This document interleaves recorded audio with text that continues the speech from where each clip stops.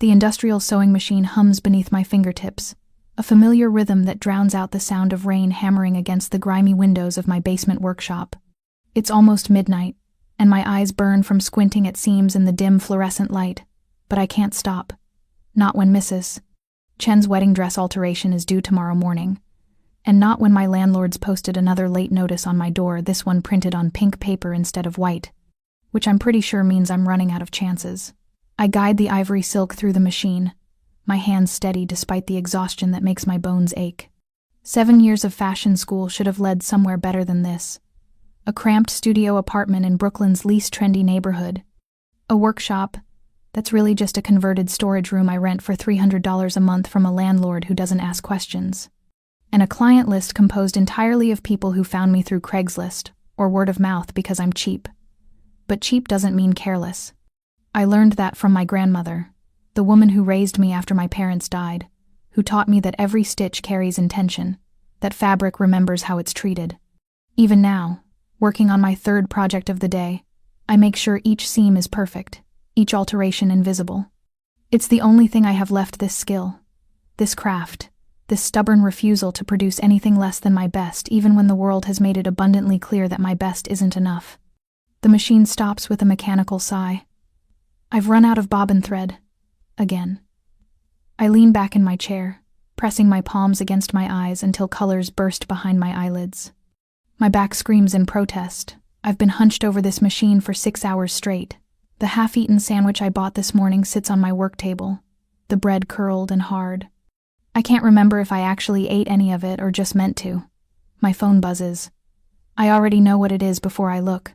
Another payment reminder. This one from my student loan servicer. The number at the bottom makes my stomach clench. $63,000. The weight of dreams I can't afford to carry anymore. I should eat. I should sleep. Instead, I thread a new bobbin and return to Mrs. Chen's dress. The rain has softened to a steady patter by the time I finish, somewhere around 2 a.m. I hang the dress carefully on a padded hanger, examining my work in the unforgiving light. The alterations are invisible, the waist taken in 3 inches, the hem shortened, the illusion neckline I added to cover Mrs. Chen's mastectomy scar. She cried when she tried on the original dress, not from joy, but from the visible reminder of what cancer had taken from her. Tomorrow, when she picks this up, she'll cry again. But this time it will be different. If you're enjoying this story so far, don't forget to hit the like button and subscribe. Drop a comment telling me where in the world you're watching from. I love hearing from you. I lock up the workshop and climb the stairs to street level, pulling my thin jacket tighter against the October chill. The subway station is 3 blocks away. The street's empty except for the occasional taxi and the homeless man who sleeps in the doorway of the closed bodega. I walk quickly, keys threaded between my fingers the way my grandmother taught me, trying to look confident and purposeful even though exhaustion makes me stumble. The train car is nearly empty, just me, a woman in scrubs who's clearly pulling a night shift, and 2 men speaking rapid Spanish at the other end.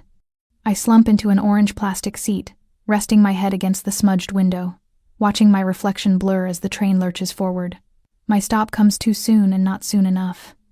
The walk from the station to my apartment building takes me past darkened storefronts, past the check-cashing place with its bulletproof glass, past the corner where someone got shot 2 months ago and people still leave flowers.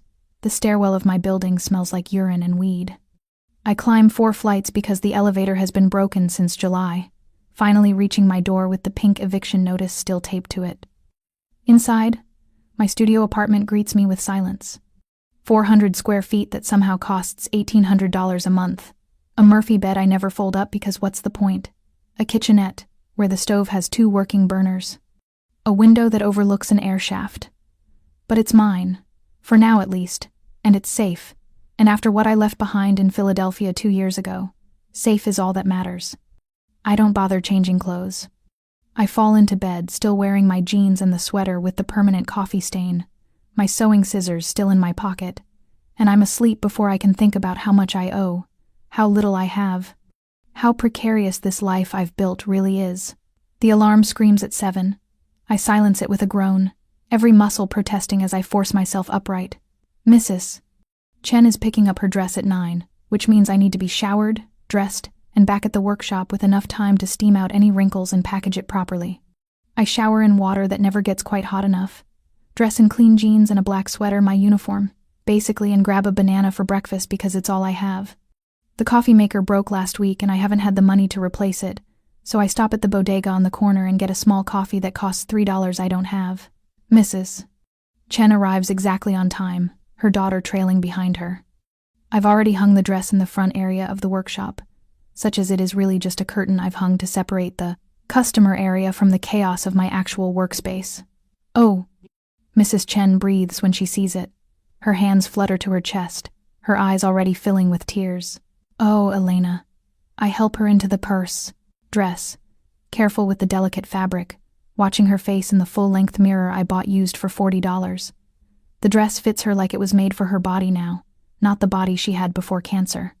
The illusion neckline I added French lace that took me 3 hours to hand-stitch covers her scar completely, while still looking elegant, intentional, like it was always part of the design. My daughter's wedding, she whispers, touching the lace with gentle fingers. I didn't think I would make it to see her married. But here I am. Here I am. Her daughter is crying now too, and I have to look away, blinking against the burning in my own eyes. This is why I do this. Not for the money, God knows it's never been about the money.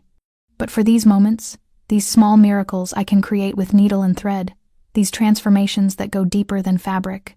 Mrs. Chen pays me in cash $200, which is what we agreed on, even though the work I did was worth 3 times that. She tips me an extra 20, pressing it into my hand. Thank you, she says, and the gratitude in her voice makes the sleepless night worth it. After she leaves, I count the money. $220. My rent is 2 weeks overdue, which means I owe $3,600. This barely makes a dent, but it's something. I can buy groceries. I can pay my phone bill. I can keep the lights on for another month. I'm tucking the cash into my wallet when my phone rings. Unknown number. New York area code. I almost don't answer, it's probably another debt collector, but something makes me pick up. Is this Elena Martinelli? A woman's voice, crisp and professional. Yes, this is she. Miss Martinelli, my name is Vivian Chang. I'm the personal assistant to Alessandro Vitale. Do you know who that is? My breath catches. Everyone in fashion knows who Alessandro Vitale is. He's the CEO of Vitale Luxury Group, the man behind some of the most exclusive designer brands in the world. His family's been in fashion for 4 generations. He's on the cover of business magazines, dating models and actresses, photographed at galas in Milan and Paris. He's so far removed from my world we might as well live on different planets. Yes, I manage. I know who he is. Mr. Vitale has become aware of your work through a mutual acquaintance. He'd like to meet with you regarding a potential design opportunity. Would you be available tomorrow morning at 10? I stare at the cracked plaster of my workshop ceiling, certain I've misheard. I'm sorry, did you say Alessandro Vitale wants to meet with me? Yes, his office is in Midtown. I'll text you the address. Her tone suggests this is perfectly normal, that billionaire fashion moguls regularly reach out to struggling seamstresses working out of basement workshops. Will 10 o'clock work for you? Yes, I say, because what else can I say? Yes, 10 works. She ends the call. 30 seconds later, a text arrives with an address. I immediately recognize one of those sleek glass towers, where the lobby probably costs more than my entire building. I sink into my work chair, staring at my phone, my heart hammering against my ribs. This doesn't make sense. I don't have mutual acquaintances with Alessandro Vitale. I don't travel in those circles. The most high-profile work I've done was alterations for a local news anchor, and that was 3 years ago. But I think of my overdue rent, my maxed-out credit cards, the student loans that follow me like a shadow. I think of Mrs. Chen's grateful tears, and my grandmother's voice in my head. Every opportunity is a door. You won't know what's on the other side unless you walk through. I spend the rest of the day trying to figure out what to wear to meet a billionaire. The Vitale building is even more intimidating in person. All glass and steel and that particular kind of modern architecture that's designed to make you feel small. I stand on the sidewalk for a full minute, watching well-dressed people flow in and out of the revolving doors before I force myself to move. The lobby is exactly as expensive as I imagined: marble floors, a living wall of ferns that probably costs more to maintain than I make in a year, furniture that looks like modern art. The security guard at the desk eyes my outfit, my nicest black pants, a gray blouse I've had since college, the wool coat I bought at a thrift store with barely concealed skepticism. I have a meeting with Alessandro Vitale, I tell him, trying to sound confident. He checks his computer, his expression shifting slightly. 23rd floor. They're expecting you. The elevator is glass on 3 sides, offering a dizzying view as it climbs. My stomach lurches with each floor. I focus on my reflection instead. Dark hair pulled into a neat bun, minimal makeup, the silver earrings my grandmother left me. I look professional enough, I tell myself. I look like someone who belongs here. The lie feels transparent. The 23rd floor opens into a reception area that's all white leather and dark wood, the kind of aggressively minimalist design that screams money. A woman sits behind a desk that's probably worth more than my car would be, if I owned a car. Elena Martinelli. I say, I have a 10 o'clock with Mr. Vitale. She smiles, perfectly polished. Of course, Miss Chang will be right with you.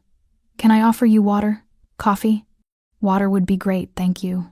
She brings me water in a glass that's so clean it's almost invisible, and I perch on the edge of a white leather chair, trying not to touch anything. My hands are rough from work, the cuticles ragged, a permanent callus on my right index finger from where I hold scissors. I tuck them under my thighs. Miss Martinelli? A woman appears from a hallway, tall, elegant, wearing a dress that costs more than 2 months of my rent. I'm Vivian Chang. Thank you so much for coming. Mr. Vitale is finishing up a call, but he'll be with you shortly. She leads me down a hallway lined with black and white photographs, fashion shoots. I realize, from Vitale's various brands. Models in stunning dresses, dramatic lighting, the kind of work that ends up in Vogue and Harper's Bazaar. My work looks like crayon drawings compared to this. We pass a conference room where several people are having what looks like an intense meeting. Through another door, I glimpse a design studio, dress forms, fabric bolts, the organized chaos of creation. My fingers itch to touch the materials. Here we are, Vivian says, stopping at a door at the end of the hall. She knocks once, then opens it. Mr. Vitale, Miss Martinelli is here. The office is enormous, with floor-to-ceiling windows overlooking Midtown Manhattan. But I barely notice the view because my attention is immediately captured by the man standing behind the desk. Alessandro Vitale is taller than I expected from photos, probably 6'3", with dark hair swept back from his face, and the kind of bone structure that makes strangers stare. He's wearing a suit that fits him like a second skin gray, perfectly tailored, probably Italian. His eyes are dark, intelligent, and focused entirely on me with an intensity that makes my breath catch. Miss Martinelli, he says, his voice deep and accented Italian, but smoothed by years in America. Thank you for coming on short notice. He moves around the desk to shake my hand, and I notice several things at once. His grip is firm but not crushing. His cologne is subtle and expensive. And there's a thin scar along his jawline that somehow makes him more attractive rather than less.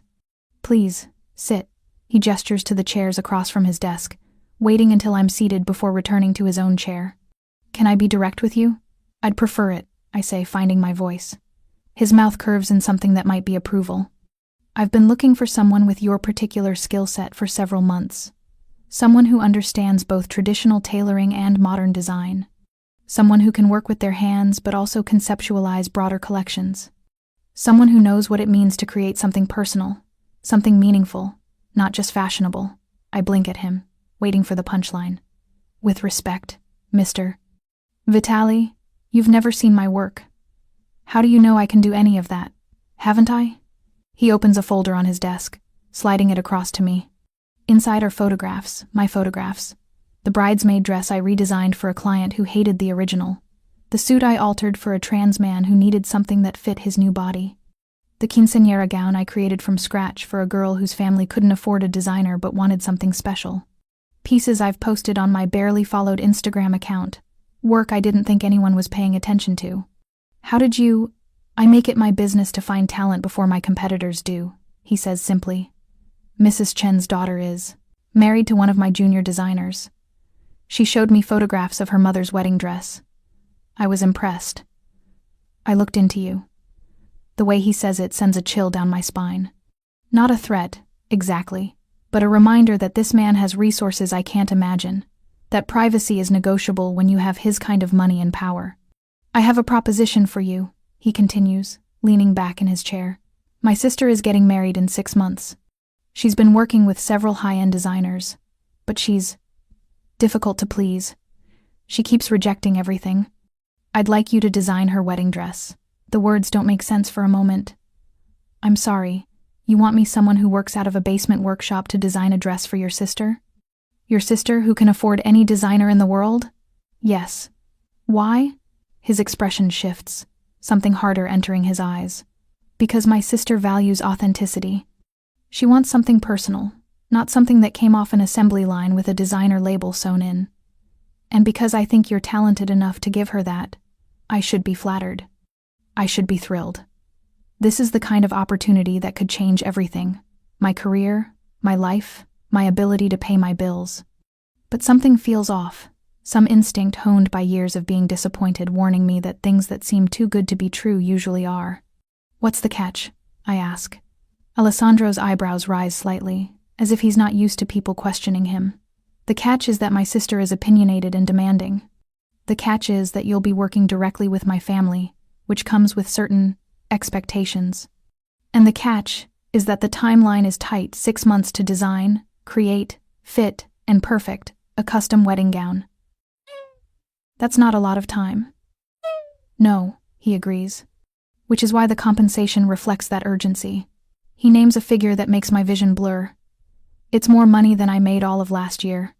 It's enough to pay off my back rent, my credit cards, make a serious dent in my student loans. It's enough to finally breathe. I'll need to meet your sister, I hear myself say.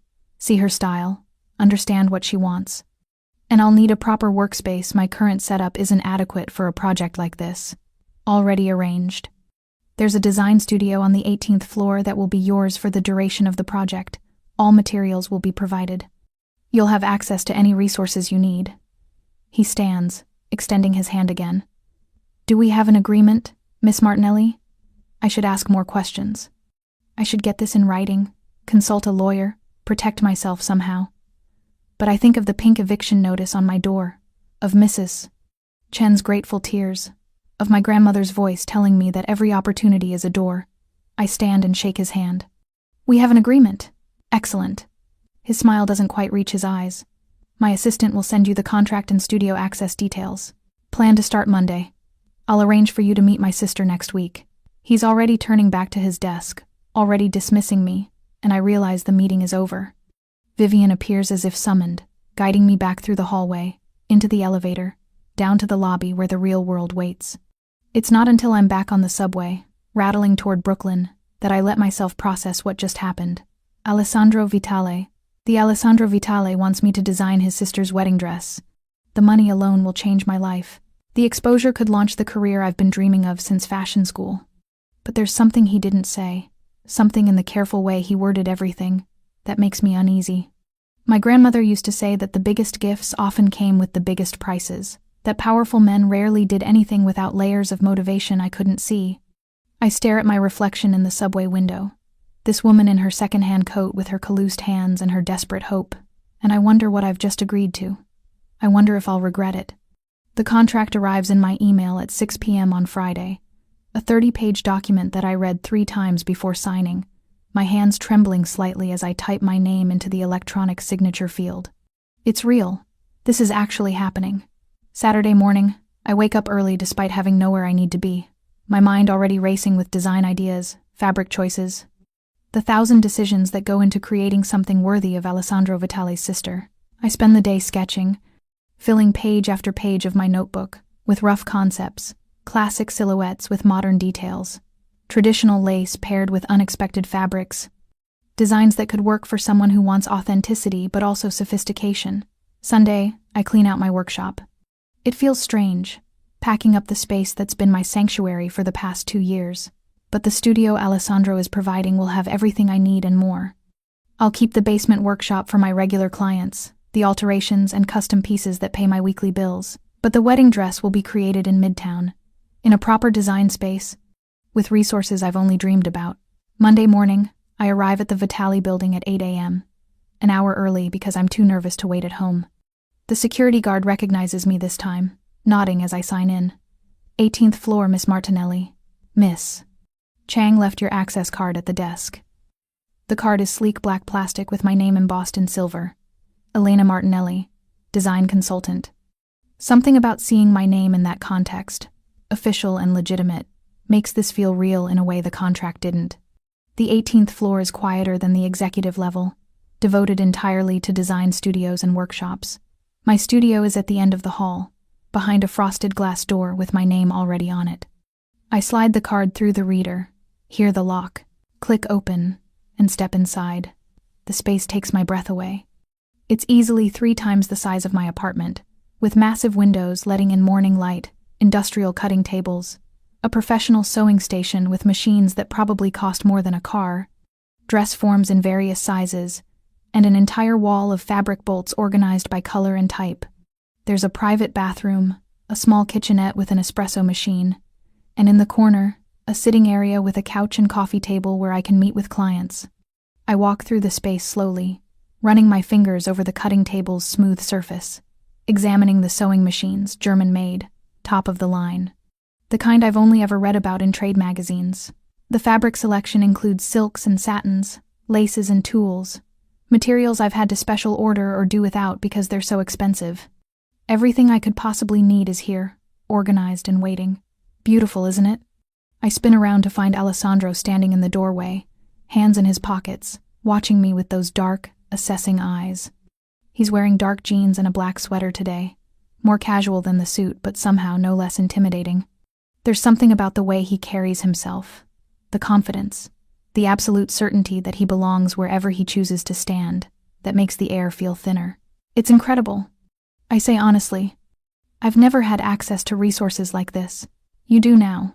He steps into the studio, moving toward the fabric wall with the ease of someone who knows his way around design spaces.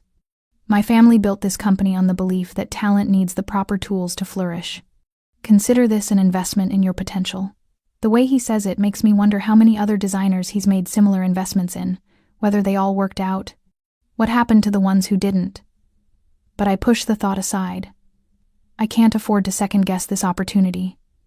My sister will be here at 11. He continues, checking his watch, a simple steel piece that probably costs more than 6 months of my rent. Her name is Isabella. I should warn you. He pauses, choosing his words carefully. Bella can be intense. She has very specific ideas about what she wants, and she's not shy about expressing her opinions. I appreciate the warning. His mouth curves slightly. I don't think you understand. My sister has made 3 designers cry. One of them was nominated for a CFDA award. I feel my stomach drop slightly, but I keep my expression neutral. I've dealt with difficult clients before. I'm sure you have. Something in his tone suggests he doesn't quite believe me. But Bella isn't like your other clients. She's been raised in this world, surrounded by luxury and beauty her entire life. Her standards are, he trails off, searching for the word, uncompromising. Then I'll have to meet those standards, I say, with more confidence than I feel. Alessandro studies me for a long moment, and I have the uncomfortable sensation of being evaluated, measured against some internal criteria I can't see. Finally, he nods. I believe you will. That's why I hired you. He starts toward the door, then pauses. One more thing, Miss Martinelli. My sister doesn't know about your background, your financial situation, where you work, any of that. As far as she's concerned, you're an up-and-coming designer I've been following. I'd appreciate it if you kept it that way. The words sting more than they should. He's ashamed of where I come from, of my basement workshop and my thrift store clothes. He wants me to pretend I'm something I'm not, someone who belongs in this world of luxury and excess. Of course, I say, keeping my voice level. Whatever you think is best. He nods, satisfied, and leaves. I stand alone in my beautiful new studio, surrounded by materials I couldn't afford and tools I've only dreamed of using, and I feel the weight of what I've agreed to settle over me like a heavy coat. I'm not just designing a dress. I'm performing a role, pretending to be the kind of designer who naturally occupies spaces like this, who doesn't have to worry about rent or debt collectors or whether she can afford dinner. And if I fail, if Isabella sees through the performance, if the dress isn't perfect, if I somehow reveal that I don't belong here, I'll lose everything. No pressure. Isabella Vitali arrives at exactly 11 o'clock, and I understand immediately what Alessandro meant about intensity. She sweeps into my studio like a storm system, tall and elegant in a white jumpsuit that probably costs more than everything I own combined, her dark hair falling in perfect waves past her shoulders. She's beautiful in that intimidating way some women are, with sharp cheekbones and her brother's same dark eyes, but there's something harder in her expression. Something that suggests she's used to getting exactly what she wants, and has no patience for anything less. "You're the designer Alessandro found," she says, not a question but a statement. Her accent is stronger than her brother's, more distinctly Italian. She circles the studio, examining everything with a critical eye, and I feel myself being evaluated the same way. "You don't look like much." The insult is so direct it takes me a second to process. I prefer to let my work speak for itself. "Good, because I've heard enough pretty words from designers who couldn't deliver." She turns to face me, arms crossed. "Alessandro says you're talented. He says you understand authenticity, that you create pieces with meaning rather than just chasing trends. Is that true, or is it just marketing?" "It's true. Prove it."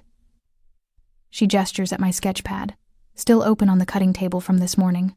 "Show me what you've been working on." I hesitate for just a moment. These are rough concepts, not refined presentations, but something in her expression tells me she'll respect honesty more than polish. I hand her the sketchbook. Isabella flips through the pages slowly, her expression unreadable. She pauses on a design I'd drawn this morning. A modern take on a classic ball gown silhouette, with a structured bodice and a full skirt, but with unexpected details. Geometric lace patterns instead of traditional florals. A high neckline that somehow still suggests sensuality, sleeves that flow like water. "This one," she says, tapping the page. "Tell me about it." "It's inspired by Byzantine mosaics," I explain, moving to stand beside her so I can see the sketch. The way individual pieces come together to create something greater than their parts. The lace pattern would be custom-made, each section slightly different but harmonious together. The fabric would be Duchess satin for the structure, but lined with silk charmeuse so it moves like liquid. The sleeves would be detachable, so you could have two different looks, dramatic for the ceremony, sleek for the reception. Isabella is quiet for a long moment, studying the sketch with an intensity that makes me nervous. Then she looks up at me, and something in her expression has shifted, not quite warmth, but maybe respect. "You actually understand what you're doing," she says, and it's clearly a compliment even though it doesn't sound like one. Half the designers I've met just try to put me in whatever's trending this season. They don't listen. They don't think about who I am or what I want. "Tell me what you want," I say. "Not just for the dress, but for the day. What do you want to feel when you put it on? What do you want your husband to think when he sees you? What do you want to remember in 50 years when you look at the photographs?" Isabella's eyes widen slightly, as if no one's asked her these questions before. She walks to the window, looking out over the city, and for the first time since she arrived, her sharp edges seem to soften just a little. "I want to feel powerful," she says quietly. "Not pretty, not delicate, powerful. I want my husband to forget how to breathe. And I want—" She pauses, her hand coming up to touch the glass. "I want my dress to be mine. Not a copy of what's in magazines, not something designed to make other people comfortable. Mine." I grab a fresh sheet of paper and start sketching, letting her words guide my hand. A dress that's powerful but feminine, structured but flowing, traditional enough to feel like a wedding but modern enough to feel like Isabella. I work quickly, the design taking shape, a high neckline that reveals the strong lines of her throat and collarbones, a fitted bodice that emphasizes her figure without being revealing, a skirt that starts sleek at the hips then explodes into drama, and those geometric lace patterns threading through it all like art. When I turn the sketch toward her, Isabella stares at it for a long moment. Then she looks at me, and there's something fierce and satisfied in her eyes. "Yes," she says simply. "This is it." We spend the next 2 hours going over details, fabric choices, fitting schedules. Her wedding date May 15th, which gives me exactly 5.5 months. Her color preference is ivory, not white, with possibly gold or champagne accents. Her body concerns, she wants her shoulders emphasized. Her waist defined but not cinched.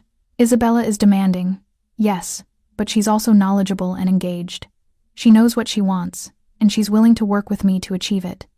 By the time she leaves, I have pages of notes and a clear vision of what we're creating.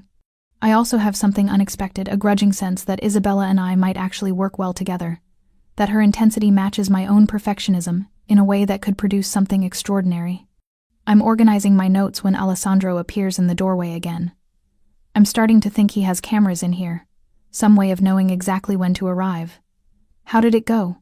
he asks, though his expression suggests he already knows. "Better than expected. She approved the design concept.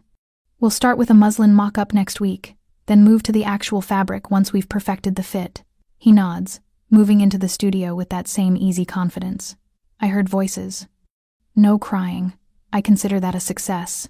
Your sister isn't as difficult as you suggested. She just knows what she wants. That's a generous interpretation." He stops at my cutting table, looking down at the sketch I created for Isabella. His fingers trace the edge of the paper, not quite touching the drawing. "This is exceptional work, Miss Martinelli. Bella was right to approve it." The compliment catches me off guard. "Thank you.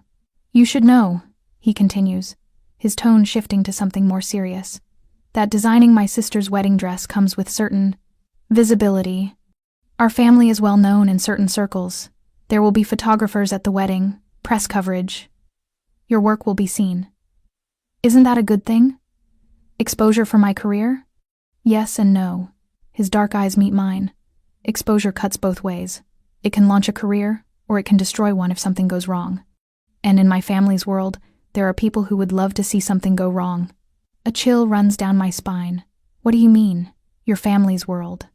Alessandro is quiet for a moment, weighing his words with visible care. "My family's business interests extend beyond fashion, Miss Martinelli. We have investments in real estate, import-export, hospitality. We have competitors who don't always play fair.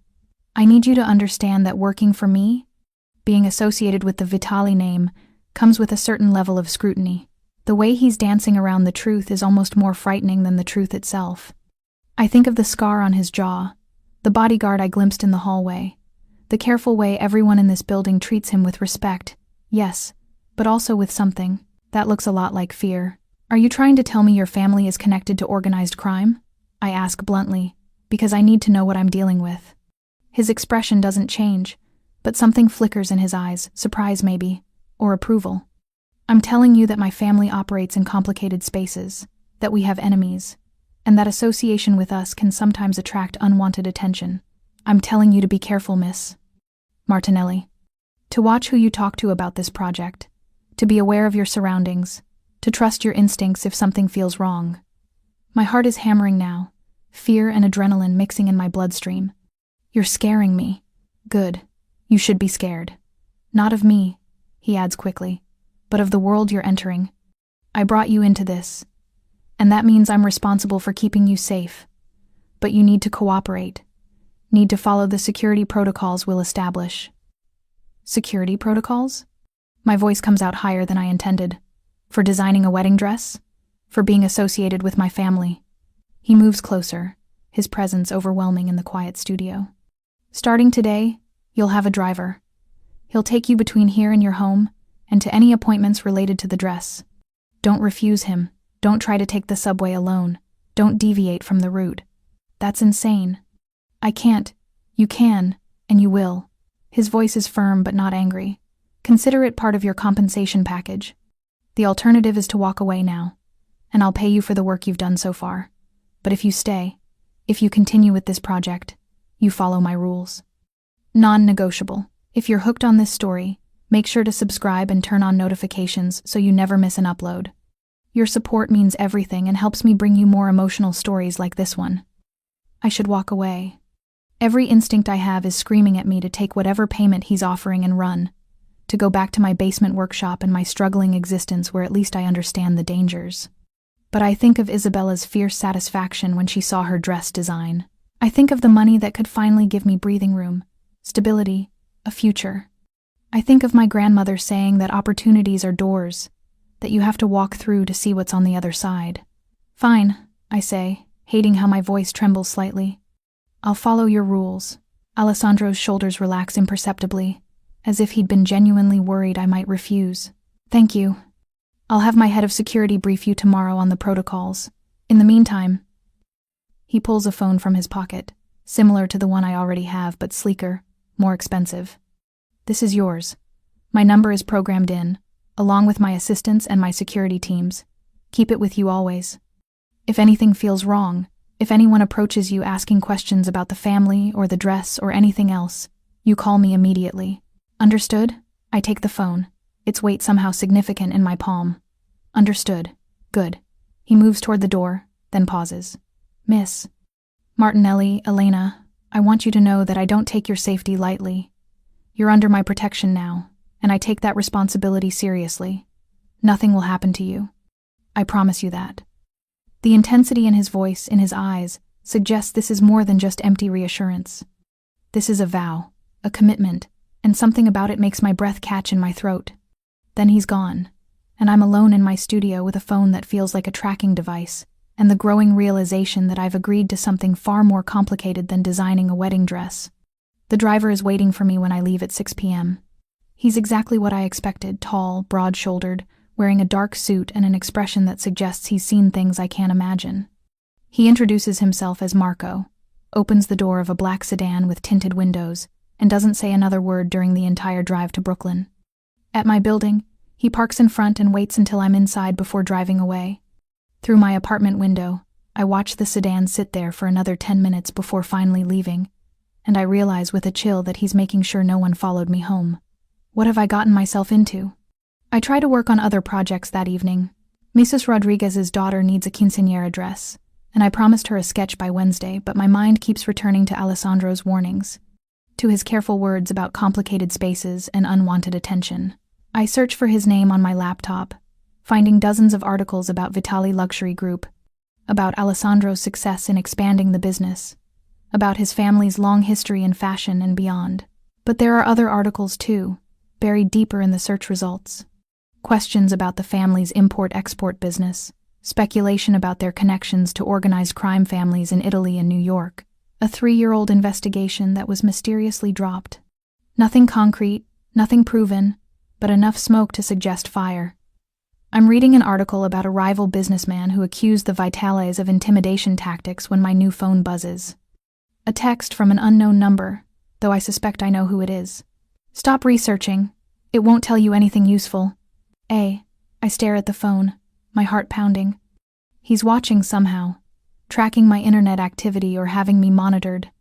The invasion of privacy should enrage me, but instead I feel something else, a strange mix of fear and something I don't want to name, something that feels dangerously like attraction. I type back. Then tell me yourself. What should I know? The response comes quickly. That I will keep you safe.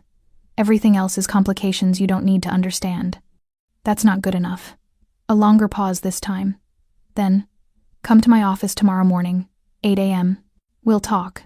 I consider refusing, asserting my independence. But I think of Marco waiting outside my building, of the phone that's probably tracking my location, of the beautiful studio, and the contract I've already signed. I'm already in this, whether I like it or not. The only question is whether I'm going to drown or learn to swim in these dangerous waters. I'll be there, I type back. His response is a single word, good. I don't sleep well.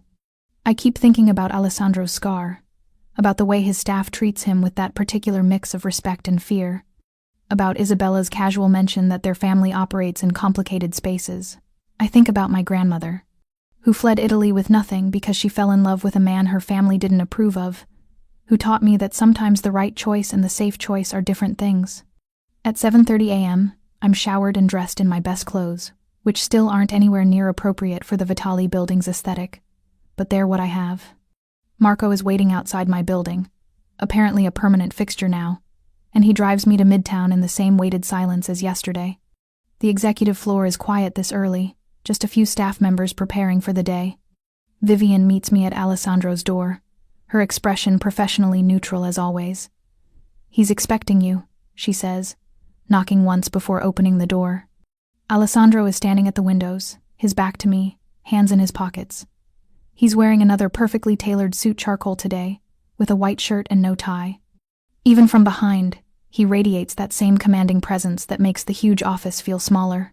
Close the door, he says without turning. I do, my heart hammering. The click of the lock engaging seems unnaturally loud.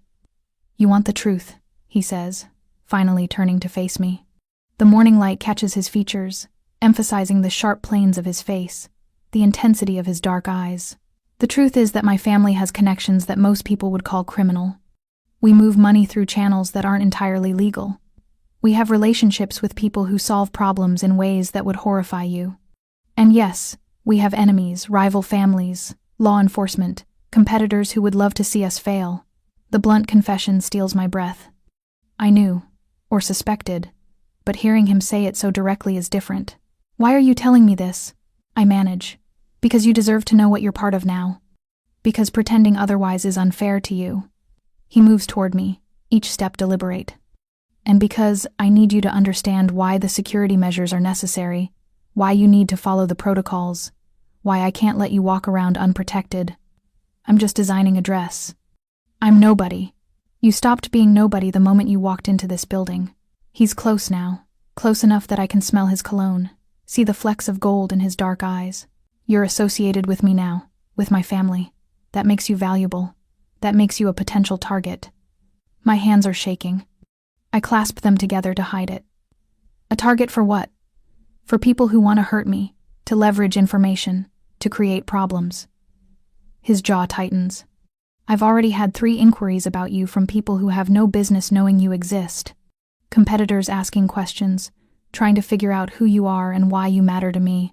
I don't matter to you. I'm just a designer you hired. Something flashes in his eyes, anger, maybe, or frustration. If that were true, I wouldn't be standing here explaining this to you. I wouldn't have assigned Marco to you personally. I wouldn't have lain awake last night making sure every security protocol was in place. The admission hangs in the air between us, heavy with implications I'm not ready to examine. Alessandro seems to realize what he's said, because he steps back, putting professional distance between us again. The point is, he continues, his voice more controlled now, you need protection whether you understand why or not. And I need you to stop fighting it, stop questioning it, and just let me keep you safe. For 5.5 months, I say, until the dress is done and I'm no longer associated with you. His expression shifts to something I can't read. Yes, until then. But something in his tone suggests he doesn't quite believe that timeline either. That whatever started here won't end cleanly when Isabella walks down the aisle in my dress. Okay, I say finally, because what other choice do I have? I'll follow your rules. I'll use Marco as my driver. I'll keep the phone with me. I'll be careful. Thank you. The relief in his voice is subtle but genuine. Now, there's one more thing we need to discuss. Isabella's engagement party is this Saturday night. You'll attend as my guest. My stomach drops. Why? Because people need to see you with me, to understand that you're under my protection. Because Isabella will want to introduce you to her fiancé and his family, to show off the designer creating her dress. And because...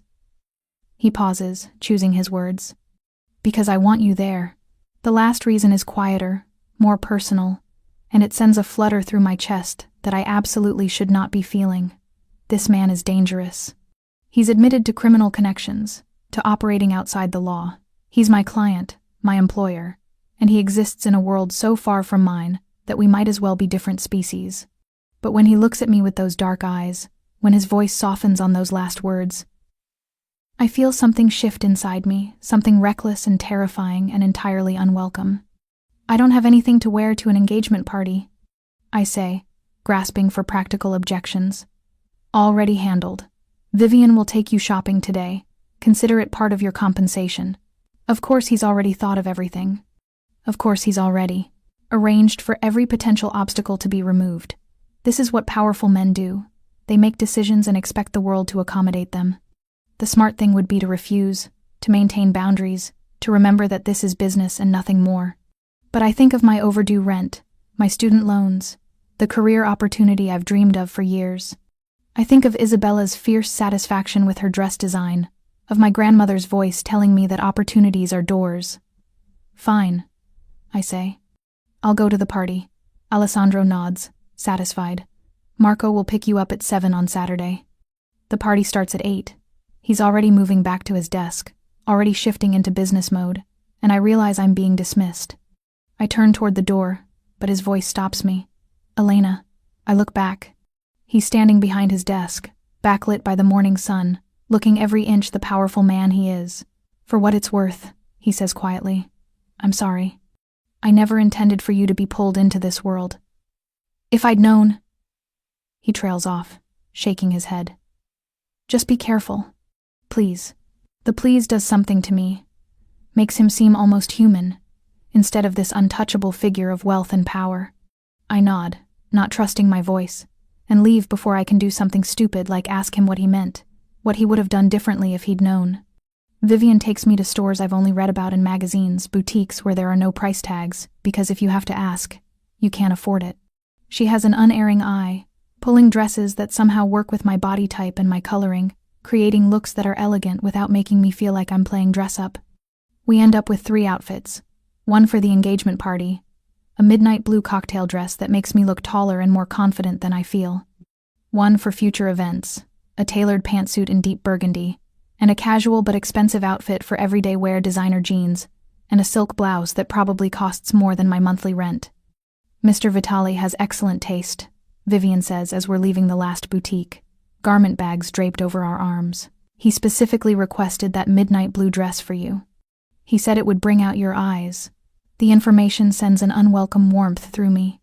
Alessandro Vitale thought about what would bring out my eyes. Alessandro Vitale, who runs a criminal empire and has enemies who might target me, and has made it clear that I'm under his protection, a protection that feels less like security and more like possession with each passing hour. Back at my studio, I hang the new clothes in the small closet, staring at the midnight blue dress. It's beautiful, elegant, the kind of thing I've never owned before. When I try it on, I barely recognize myself in the mirror. This polished woman with her designer dress and her styled hair looks like she belongs in Alessandro's world, at his sister's engagement party, on his arm. The thought of being on his arm sends another flutter through my chest, and I force myself to look away from my reflection. This is dangerous. He's dangerous. I need to remember that. But when Saturday night arrives and Marco picks me up, when I walk into the private event space where Isabella's engagement party is being held and see Alessandro across the room in a perfectly tailored tuxedo, when his eyes find mine and something like hunger flashes through them before he schools his expression back to neutrality, when all of that happens, I realize with sinking certainty that remembering he's dangerous isn't going to be enough to protect me. Not from him, and definitely not from myself. The engagement party is held in a penthouse overlooking Central Park, the kind of space that exists in a different economic reality than anything I've ever experienced. Floor-to-ceiling windows frame the glittering city below, crystal chandeliers cast warm light over marble floors, and waiters in white jackets circulate with champagne and hors d'oeuvres that are tiny works of art. I feel like an imposter the moment I step inside. Alessandro materializes at my side almost immediately, his hand settling on the small of my back with a possessiveness that makes my breath catch. Up close, he's devastatingly handsome in his tuxedo, the sharp lines of the suit emphasizing his broad shoulders, the crisp white shirt a stark contrast against his olive skin. You look beautiful, he says quietly, his breath warm against my ear. That dress is perfect on you. You chose it. I manage, hyper-aware of his hand on my back, of how close he's standing, of the subtle scent of his cologne. I know. There's satisfaction in his voice, and something darker that I can't quite name. Come. Isabella wants to introduce you to Marcus. He guides me through the crowd, and I'm acutely aware of the looks we're getting, curious glances from some guests, speculative stares from others, and from a few of the women, expressions that look distinctly like jealousy.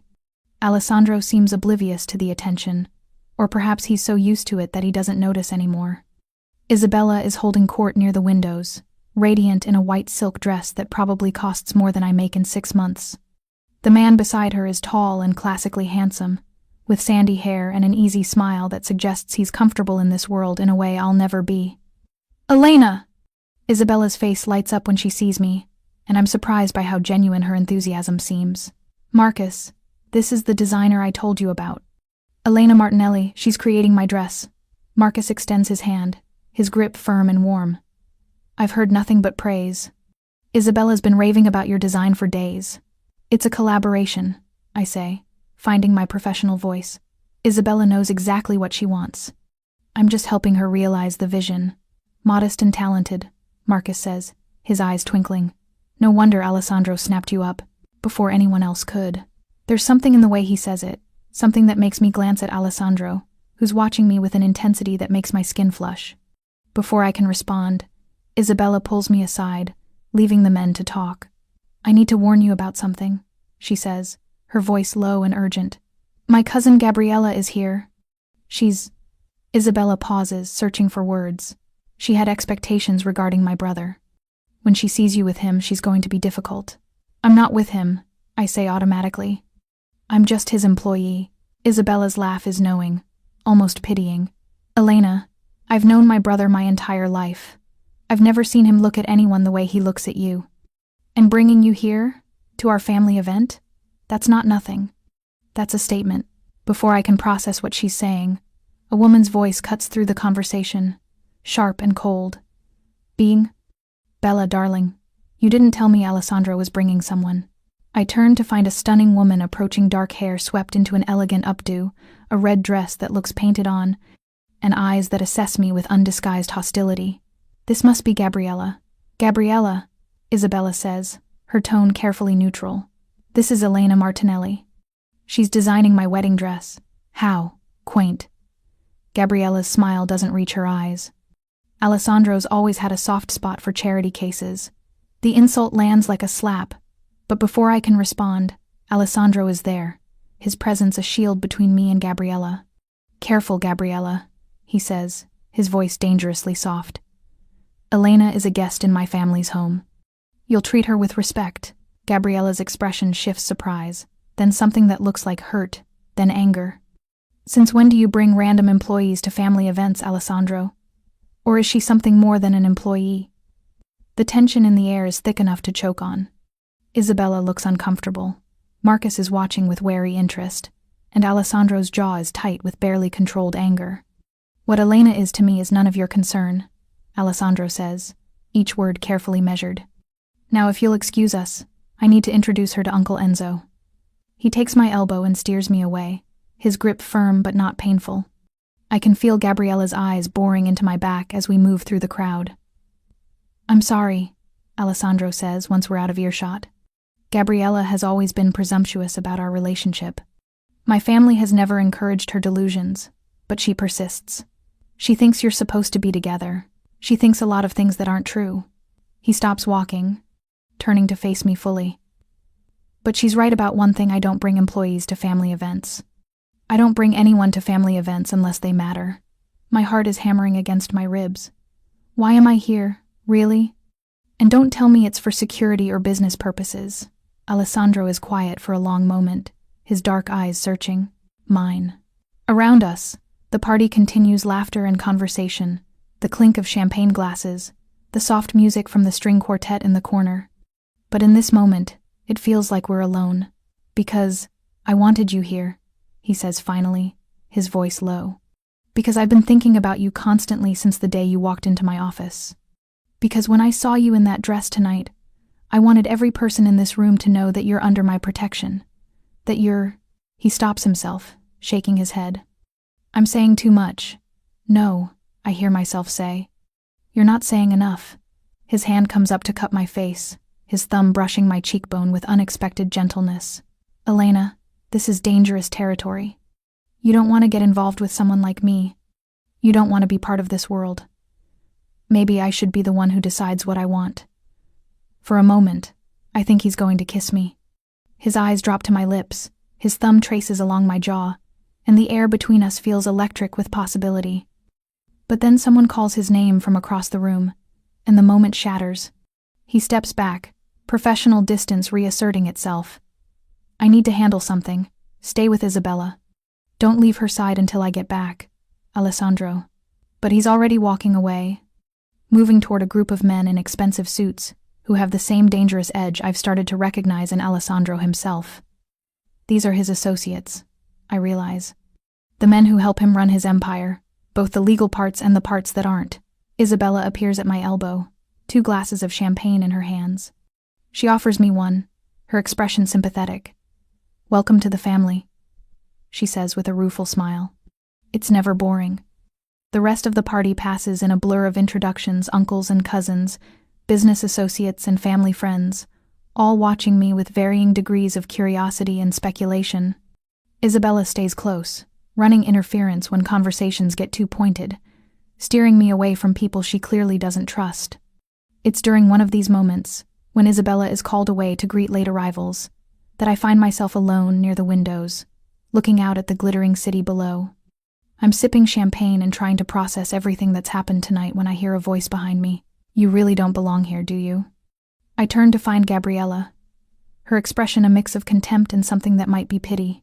"I'm here at Alessandro's invitation," I say, keeping my voice level. "Because he feels sorry for you.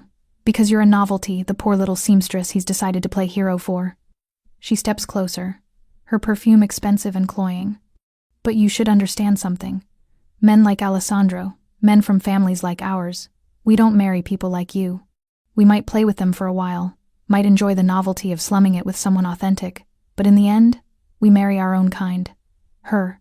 Words sting because part of me knows they're true.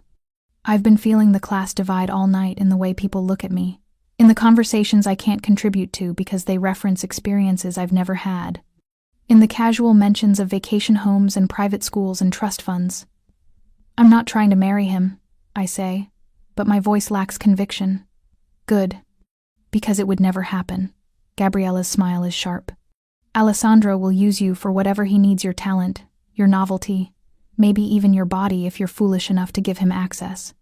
But when he's done, you'll go back to your little workshop in Brooklyn, and he'll move on to someone appropriate. Someone from his world." Before I can respond, a hand grips my elbow, firm but not rough. I turn to find Marco, Alessandro's driver, his expression professionally blank. "Miss Martinelli, Mr. Vitali requests that you come with me. Now." There's an urgency in his voice that makes my stomach drop. Something's wrong. "What's happened?" I ask as he guides me quickly through the crowd, not toward Alessandro but toward a side exit. "There's been a situation, Mr. Vitali wants you somewhere safe until it's resolved." My heart is pounding now. "What kind of situation?" But Marco doesn't answer. He's moving fast, pulling me down a service hallway, through a kitchen where staff barely glance up, toward a service elevator. We're inside with the doors closing when I hear it raised voices from the main party space, then a sound that might be breaking glass. "What's happening?" I demand, fear making my voice sharp. "Someone at the party who shouldn't be here. Someone asking questions about you." Marco's expression is grim as the elevator descends. "Mr. Vitali wants you away from the situation until his people can determine if it's a threat." The elevator opens into an underground parking garage. A different car is waiting, engine already running. Marco opens the back door, practically pushing me inside. "Where are we going?" "Mr. Vitali's apartment. It's secure." Marco slides into the driver's seat, pulling out of the garage with controlled speed. "He'll meet you there once the situation is contained." I stare out the window as we navigate Manhattan streets, my mind racing. Someone was asking about me. Someone who shouldn't be at a private family event, who Alessandro considers dangerous enough that he had me immediately removed. This is real, I realize with cold clarity. The threats Alessandro warned me about, the danger he said came with being associated with his family, it's not abstract anymore. It's men asking questions at parties, security teams moving me like a chess piece, the constant awareness that I'm not safe anymore. We pull up to a building in Tribeca, sleek and modern with security that makes my apartment building look like a cardboard box. Marco escorts me through a private entrance, into a private elevator that requires a keycard to operate, up to the top floor. Alessandro's apartment is stunning, all clean lines and expensive materials, floor-to-ceiling windows with views of the Hudson River, art that looks museum quality on the walls. But I barely notice the luxury. I'm too busy trying to calm my racing heart, to make sense of what just happened. "Mr. Vitali will be here soon," Marco says, positioning himself by the door. "In the meantime, you're safe here. No one gets in without his authorization." I sink onto a leather couch, still wearing my midnight blue dress, still wearing the heels that are now killing my feet. My phone, the regular one, not the secure one Alessandro gave me, has 17 missed calls from a number I don't recognize. I'm staring at them when the door opens, and Alessandro strides in, his tuxedo jacket gone, his shirt sleeves rolled up, his expression thunderous. "Are you all right?" he asks immediately, moving to kneel in front of me. his hands on my knees, his eyes searching my face with an intensity that steals my breath. I'm fine. What happened? His jaw tightens. A reporter. Freelance. Working on a story about my family's business operations. Someone tipped him off that you were there, that you were close to me.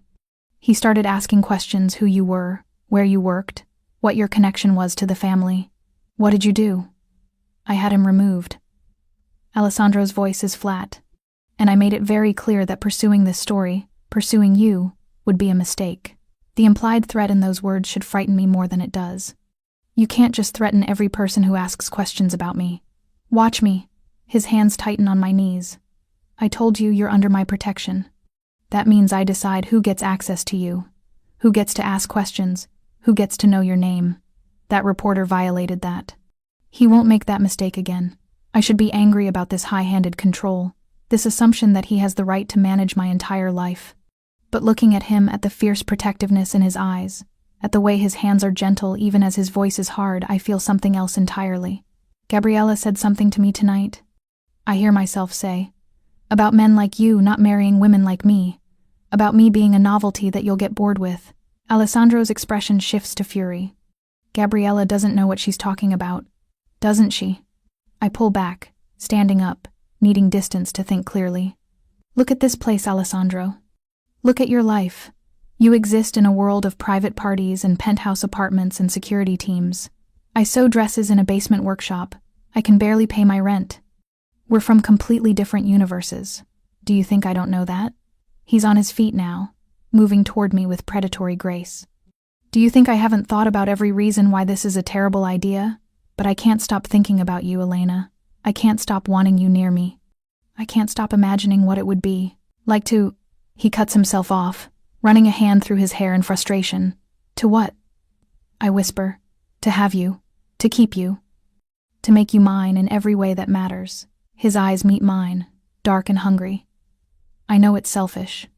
I know I should let you finish the dress and go back to your life, somewhere safe, somewhere away from me. But I don't want to. God help me. I want to pull you deeper into my world, into my life, and never let you go. My breath is coming fast now, my heart hammering. That's insane. You barely know me. I know enough. He closes the distance between us, his hands framing my face. I know you're talented and stubborn and too proud to ask for help even when you're drowning. I know you work yourself to exhaustion because you refuse to produce anything less than perfection. I know you're scared of me, but you're also drawn to me, the same way I'm drawn to you. Tell me I'm wrong. I can't. Because he's not wrong. Despite every rational thought, despite knowing he's dangerous and that his world could destroy me, I am drawn to him. I have been since the moment I walked into his office, since he looked at me with those dark eyes and saw something worth investing in. This is a bad idea, I say, but I don't pull away. The worst, he agrees, his thumb brushing over my lower lip. Say no, Elena. Tell me to stop, and I will. I'll keep you safe. I'll pay you for the dress. And I'll make sure you're protected until the wedding is over. But after that, I'll let you go. Just say the word. I should say it. I should protect myself. Should recognize that this man, this dangerous, powerful, magnetic man, could break me in ways I've never been broken before. But I think of Gabriella's contemptuous smile, of the class divide that's supposed to be insurmountable, of all the people who've ever told me that dreams like this don't come true for people like me. And I think, what if they're wrong? Don't let me go, I whisper. The words are barely out of my mouth before his lips are on mine, fierce and possessive and absolutely devastating. He kisses me like he's been starving for it, one hand tangling in my hair while the other pulls me against him. I melt into him, my hands fisting in his shirt, kissing him back with equal hunger. When we finally break apart, both breathing hard, Alessandro rests his forehead against mine. You're mine now, he says, and it's not a question. Say it. I'm yours. The satisfaction in his eyes is primal. Good, because I'm not letting you go, Elena. Not now, not ever. Whatever that makes me possessive, selfish, dangerous, I don't care. You're mine, and I protect what's mine. I wake in Alessandro's bed, wrapped in sheets that probably cost more than my monthly rent. Morning light streaming through windows that overlook the city. For a moment, I let myself pretend this is normal, that I belong in this bed, in this apartment, in this life. Then reality crashes back. The engagement party, the reporter, Gabriella's contemptuous warnings, and Alessandro's fierce declaration that I'm his now, that he's not letting me go. I should be terrified. Instead, I feel something that might be peace. Alessandro is already awake, propped on one elbow, watching me with an expression I can't quite read. He's shirtless, the morning light catching the definition of his shoulders and chest, and I have to resist the urge to trace the lines of muscle with my fingertips. Morning, he says, his voice rough with sleep. Morning. I'm acutely aware that I'm wearing one of his shirts, that my carefully styled hair from last night is a mess, that I have no idea what happens next. I need to tell you something, Alessandro says, his expression growing serious. Last night's incident, the reporter, it's more complicated than I initially said. My stomach drops. How complicated? He wasn't working alone. Someone hired him. Someone who knew you'd be at the party, who wanted information about your connection to me. Alessandro's jaw tightens. Someone who's been watching you for weeks, possibly longer. The room suddenly feels colder. Who? We're still investigating, but I have suspicions. There's a family, the Costellos, who've been trying to undermine my business for years. They know the best way to hurt me is to target people I care about. His hand comes up to brush my cheek. They know I care about you. Because I'm designing Isabella's dress? Because I've made it obvious. He sits up, running a hand through his hair. The way I look at you, the security I've assigned, bringing you to the engagement party, all of it telegraphs that you matter to me. And now you're a target. I wrap my arms around myself, trying to ward off the chill. What do they want? Information. Leverage. Something they can use against me or the family. Alessandro's expression is grim. Or they want to send a message by hurting someone I care about. The casual way he says it, that they might hurt me, might kill me just to make a point, is somehow more frightening than dramatic threats would be. This is his reality, the world he exists in, where violence is a business tool and people are expendable. I should go home, I say, standing up, needing to move. I should finish the dress and stay away from you until this is over. Absolutely not. Alessandro is up in an instant, blocking my path to the door. That's exactly what they want, to isolate you, to make you vulnerable. You're staying here, where I can protect you. I can't just move in with you. I have a life, an apartment, other clients. Marco's already moved your essential belongings here. Your other clients can wait, or I'll pay them to wait. And your apartment in Brooklyn? His expression softens slightly. I paid off your back rent in the next 6 months. You don't have to worry about eviction. The words should relieve me. Instead, I feel the chains tightening, invisible but real, binding me to him with obligations I can never repay, with debts that go beyond money. You can't just take over my life, I say, but the protest sounds weak even to me. I can, and I will. Because the alternative is you getting hurt, and that's not acceptable. He moves closer, his hand settling on my shoulders. I know this is overwhelming. I know you value your independence. But right now, your independence could get you killed. Please, Elena, let me protect you. The please does it again. Makes him seem almost vulnerable despite the power he wields. I think of the reporter asking questions, of faceless enemies who might want to hurt me just because Alessandro cares about me. I think of my grandmother, who always said that pride is a luxury you can't afford when survival is at stake. Okay, I say finally, but only until the threat is resolved. And I still need to work on Isabella's dress. You can work from here. I'll have your materials and equipment moved to the apartment. You can set up a workspace in the second bedroom. His relief is palpable. Thank you for trusting me. Do I have a choice? His expression grows serious. Yes, always. If you truly want to leave, if you want to walk away from all of this, I'll make sure you're protected somewhere else, somewhere away from me. But I won't let you put yourself in danger just to prove a point. The fact that he's offering me an out, that he's acknowledging my agency even while trying to control the situation, does something to me. This is what makes Alessandro so dangerous, not his criminal connections or his enemies, but this. The way he makes me feel protected and valued, the way he sees me as both fragile enough to need his protection and strong enough to make my own choices.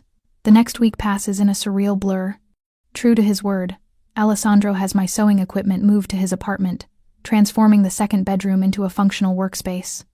It's not as extensive as the studio in his building, but it's more than adequate for finishing Isabella's dress. I work during the day while Alessandro handles business, sometimes from his home office, sometimes from meetings around the city.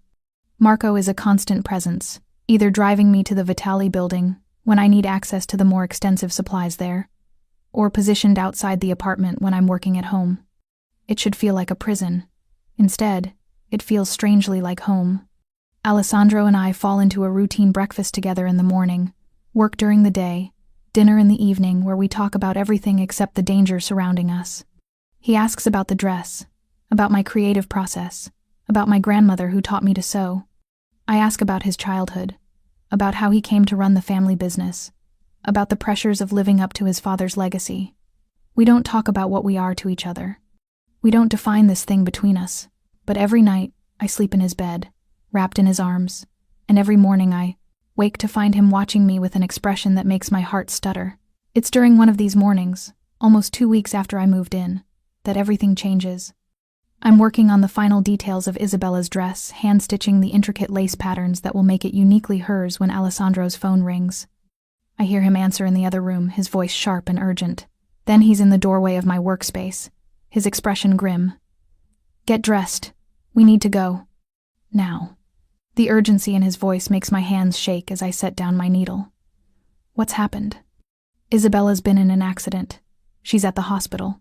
The drive to the hospital takes 20 minutes that feel like hours. Alessandro is silent beside me, his jaw tight, his hands clenched into fists. I reach for one of those hands, lacing my fingers through his, and I feel him grip back with surprising strength. At the hospital, we're directed to a private waiting area where Marcus is already there, his face pale, his eyes red-rimmed. He stands when he sees Alessandro, the two men embracing briefly, a rare show of emotion from Alessandro that tells me how serious this is. "How is she?" Alessandro asks. "In surgery. They said it's serious, but she should survive." Marcus's voice breaks slightly. "They're saying the brakes failed on her car, that she couldn't stop, that she crashed into a barrier doing 60 miles an hour. Alessandro's expression turns to stone. "Brake failure doesn't just happen. Not on a new car." Marcus nods grimly. "The police are investigating, but Alessandro, if this is..." "It is." Alessandro's voice is flat with certainty. "The Costellos. They couldn't get to me directly, so they went after my sister." The words hang in the air, heavy with implication. Isabella's accident wasn't an accident. Someone tried to kill her. Someone succeeded in hurting Alessandro by targeting the person he loves most. And suddenly I understand why Alessandro was so insistent about protecting me, why he wouldn't let me stay in my apartment, why he needs to know where I am at all times. This is what happens to people in his orbit. They become targets, weapons that his enemies can use against him. "I should go," I say quietly. "This is family business." "You should be with Marcus. You're staying." Alessandro's hand grips mine tighter. "You're exactly where you need to be." We wait for 3 hours before a doctor finally appears, her scrubs spotted with blood. Isabella survived the surgery. Multiple broken bones, internal injuries, but she'll recover. She's unconscious now, will be for several more hours, but family can visit briefly. Alessandro goes in alone first, and when he comes out 20 minutes later, his eyes are red in a way I've never seen. Marcus goes next, staying even longer. Then, to my surprise, Alessandro asks me to come with him. "She'd want you there," he says simply. Isabella looks impossibly fragile in the hospital bed, tubes and wires, connecting her to machines that beep steadily. Her face is bruised, one arm in a cast, bandages covering various injuries. But she's alive, and the relief I feel surprises me with its intensity. Somewhere in the past weeks, Isabella has become more than just a client. She's become something like a friend. "I'm going to find who did this," Alessandro says, his voice low and controlled. "And I'm going to make them pay in ways they can't imagine." I believe him. I believe he's capable of terrible things when people he loves are hurt. And the truly frightening part is that I don't condemn him for it. I understand it. I feel it myself, this fury, this need for vengeance against whoever put Isabella in this hospital bed. Isabella wakes up 2 days later, groggy and in pain but alive and alert.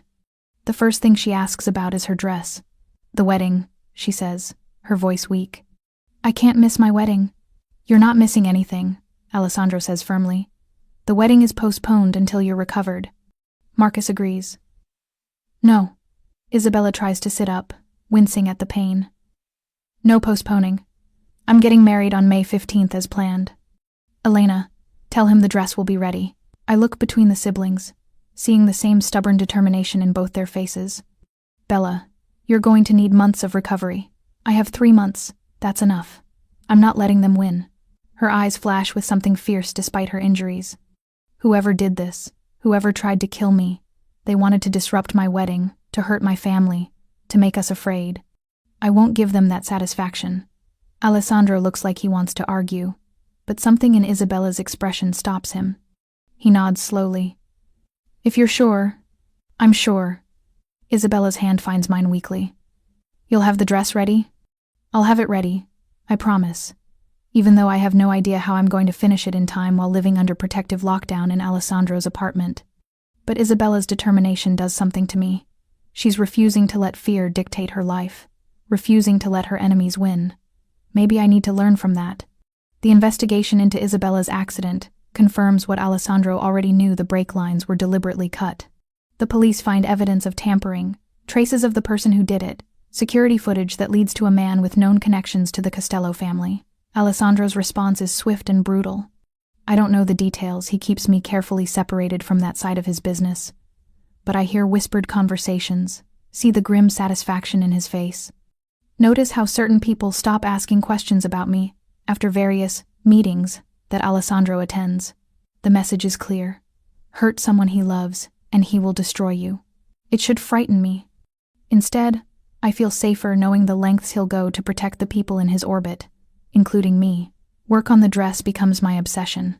I spend 12-hour days, hand-stitching details, perfecting every seam, creating something that will be worthy of Isabella's courage.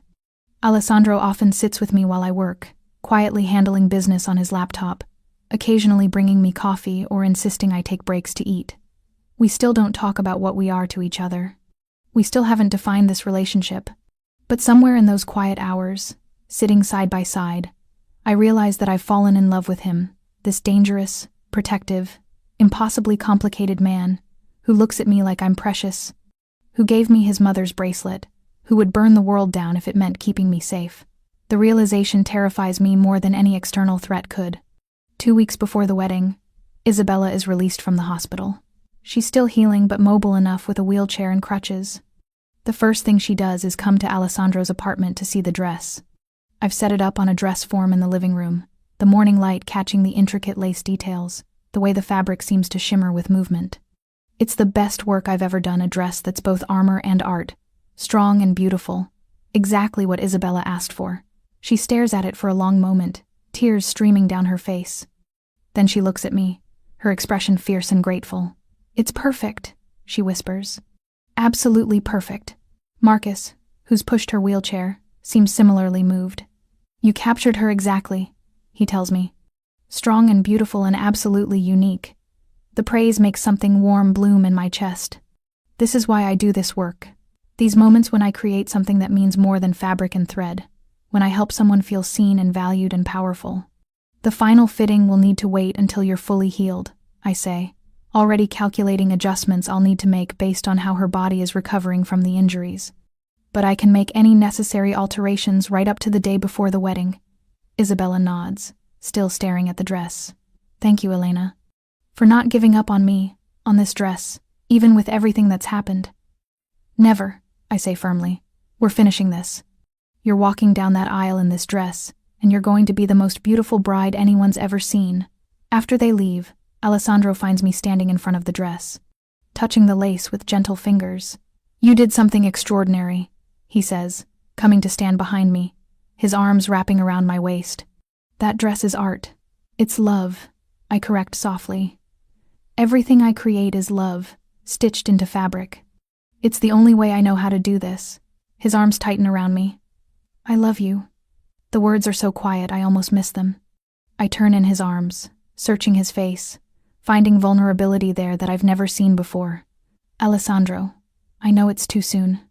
I know this is complicated and dangerous and probably insane, but I love you, Elena.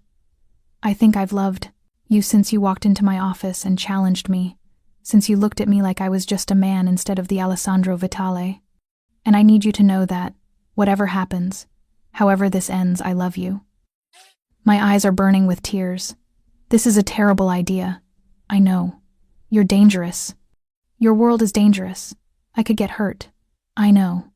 I'll spend every day trying to prevent that. I've never been loved by someone like you before. I don't know if I'm strong enough for it. His hands frame my face, gentle despite the power in them. You're the strongest person I've ever met. You've survived things that would have broken others. You've built a career from nothing. You've kept going when everything seemed impossible. And you're standing here now, in my apartment, after everything you've learned about me, still looking at me like I'm worth loving back. I do love you back, I whisper, the admission feeling like jumping off a cliff. God help me, I'm completely in love with you. The kiss he gives me is different from the others, softer, deeper, full of promises and possibilities. When we finally break apart, both breathing hard, Alessandro rests his forehead against mine. Marry me, he says. I laugh, the sound shaky. We've known each other for 2 months. I don't care. Marry me, not now, not tomorrow, but someday, when you're ready. When the dress is finished and Isabella's wedding is over and the threats are handled. Marry me and let me spend the rest of my life protecting you, loving you, showing you that you deserve all of this, the success, the security, the love. Marry me, Elena.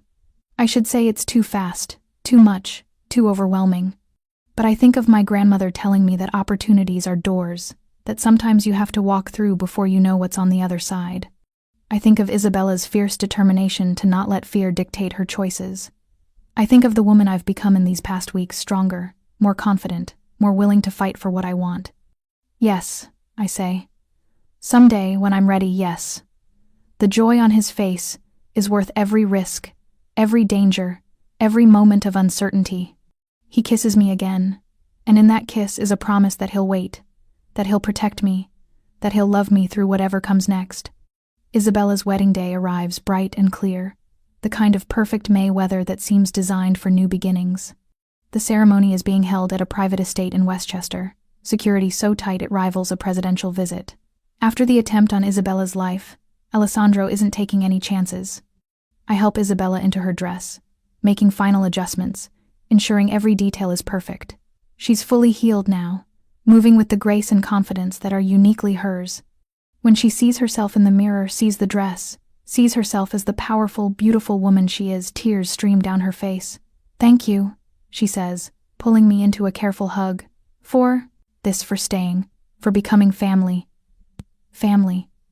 The word does something to me. I've been alone for so long, ever since my grandmother died, existing in survival mode without real connections.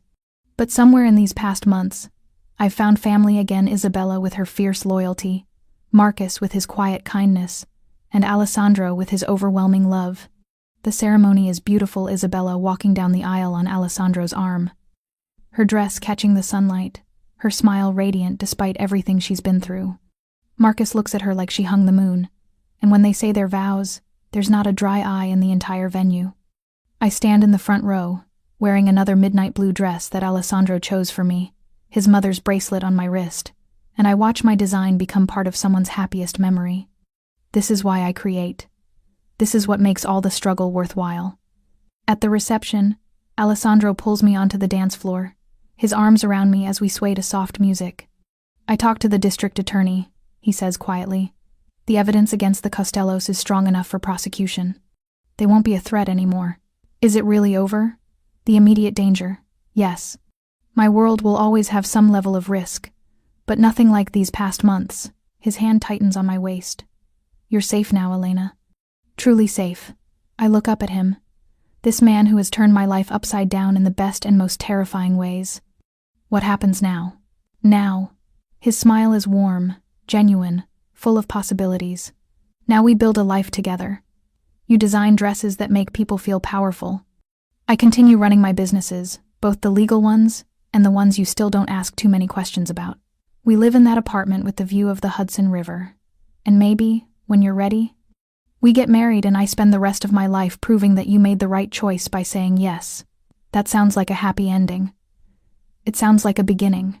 He kisses me softly. And around us, the wedding reception continues. Music and laughter, celebration and joy. The coming together of two families who've chosen to build something together despite the odds.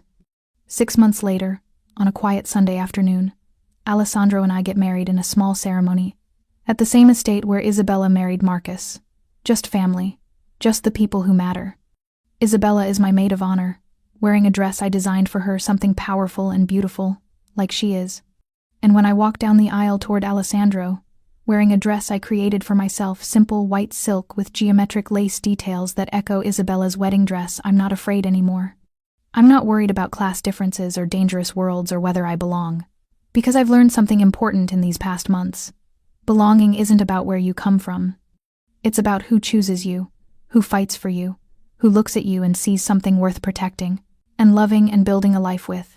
Alessandro chose me, and I chose him back, and that, it turns out, is enough. Epilogue: 2 years later, my design studio has expanded beyond that single room in the Vitali building. I now have my own boutique in Soho, a staff of 6 talented designers, and a waiting list of clients who want dresses that make them feel powerful. Isabella co-owns the business with me, her investment and business acumen combined with my creative vision. We've built something extraordinary together, something that exists at the intersection of art and commerce, of beauty and strength. Alessandro still runs his empire, still operates in those complicated spaces he warned me about. But he's also become an advocate for emerging designers, using his resources to help people like I once was, talented people who just need someone to believe in them. We live in that apartment overlooking the Hudson, and every morning I wake up in his arms, still slightly amazed that this is my life. That the poor seamstress from Brooklyn became this a successful designer, a wife, someone who belongs in spaces she once thought were only for other people. But the most important thing I've learned is this: every dress tells a story. Isabella's wedding dress told a story of courage and determination, of refusing to let fear dictate your choices. My wedding dress told a story of transformation, of becoming someone new while honoring who you've always been. And the dress I'm working on now, the tiny christening gown for the daughter Alessandro and I are expecting in 3 months, tells a different story. One of hope and family and the future we're building together, stitch by careful stitch. Because in the end, that's what I do. I take individual pieces, fabric and thread, moments and choices, fear and courage, and I stitch them together into something whole, something beautiful, something that matters. I create stories. And this one, mine and Alessandro's, beginning with a basement workshop and ending with love, is my favorite one of all. Thank you so much for watching until the end. If you loved this story, check out the other videos on your screen now. I think you'll really enjoy them. And don't forget to subscribe if you haven't already. See you in the next story.